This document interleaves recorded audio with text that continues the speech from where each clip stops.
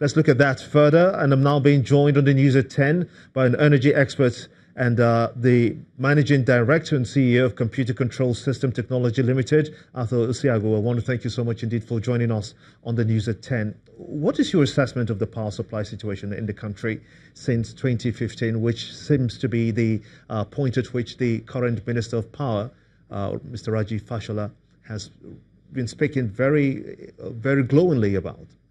Yeah, thank you, Gimba, for having me. I must state clearly that we're in a crisis. We're in a crisis because since 2005, when we had this Electricity Reform Act, we're thinking that 10 years, 12 years into it, it will be Uhuru.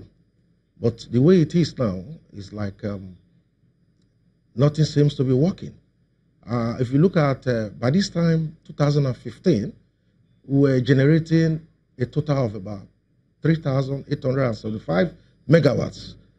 Now, from 2015 till current today, we are generating only 3,746 megawatts. But it's very clear. The minister doesn't say so.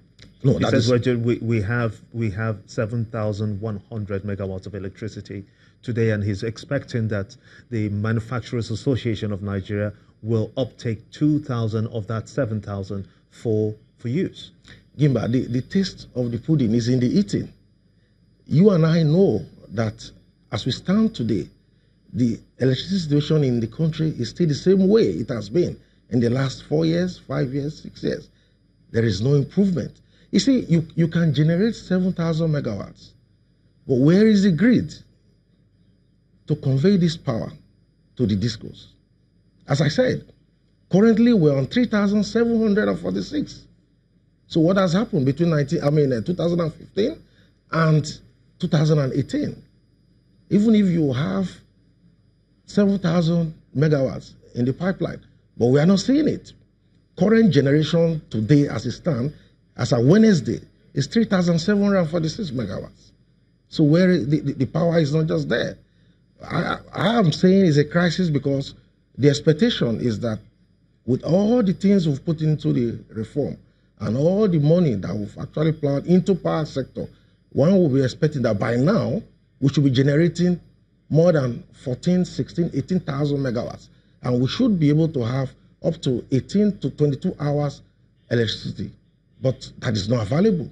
So at some point it was a big controversy, and then the government had to inject about 70 billion naira into the sector when discos threatened that they will pull out of that deal. But what impact did that make in the system, considering that if the government was able to come to the rescue and inject that much in the system, we would have seen some difference? See, Gimba, we cannot be doing the same thing and be expecting different results. It's not possible. Now, we as a country, we are running a monogrid system. Nigeria is a very, very large country. We need to decentralize our grid so that we can run a kind of a microgrid system to be able to put this country in a right footing. For example, there is nothing wrong for you to break up Lagos from the national grid and create a microgrid system for Lagos. You solve Lagos' problem, you have solved about 50 to 60% of the electricity requirement of this country. If you run a monogrid system like we are running, and you are pumping money into the system with all the turbulence, with all the losses, we're talking about a grid network spanning thousands of kilometers. It's not going to work. We've been saying this for many years, and we are still doing the same thing, expecting to have different results. It's not possible. We need to quickly decentralize our grid system. 2, we need to look at the embedded option of electricity generation. If we do this, we'll be able to localize electricity generation and free the grid system for other areas. In that case, it becomes easier to manage. That's a good point. But with the system we are running now, continue running this system on a monogrid system, there's no way we are going to get out of the woods. That's a good place to let it rest. Thank you so much indeed for talking to me here on the News at 10. Thank you, Giba.